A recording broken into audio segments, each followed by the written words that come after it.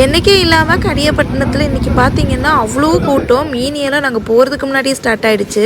ஒரே ஒரு அண்ணன் மட்டும் தான் வெள்ளத்துலேருந்து ஃபஸ்ட்டாக மீனை வந்து எடுத்துகிட்டு வந்துகிட்டே இருந்தாங்க. பயங்கர கூட்டம். நாங்கள் போகிறதுக்கு முன்னாடியே இந்த தடவை வந்து ஏலம் ஸ்டார்ட் ஆகிடுச்சு.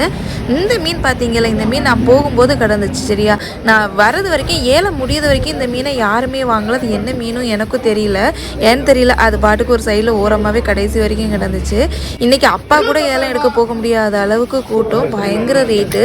ஏலம் ஆரம்பித்ததே வந்து பார்த்திங்கன்னா 1500 தான் ஆரம்பிச்சிச்சு. பொதுவாக 800 600 ஆரம்பிக்கும். ஆனால் இந்த தடவை 1500 தான் ஸ்டார்டிங் ரேட்டு. ஆனால் பாறையெல்லாம் நல்ல பெரிய பாறையாக வந்துருந்துச்சு. பொறுமையாக ஓரளவு ஏலெல்லாம் முடிஞ்சு கூட்டம்லாம் கம்மியானதுக்கப்புறம் தான் இந்த தடவை நம்மளே ஏலம் எடுத்தோம். ஏன்னா ரேட்டு அவ்வளோ பயங்கரமாக இருந்துச்சு. ஒரு வழியாக கஷ்டப்பட்டு ஏலெல்லாம் எடுத்து கட் பண்ணவும் கொடுத்துட்டோம். இன்றைக்கி கடைசியாக ஏலத்துக்கு வந்தது இந்த மீன் தான். எல்லாருமே வாங்கிட்டதுனால கேட்க ஆள் இல்லாமல் 3000 ரூபாய்க்கு போச்சுது.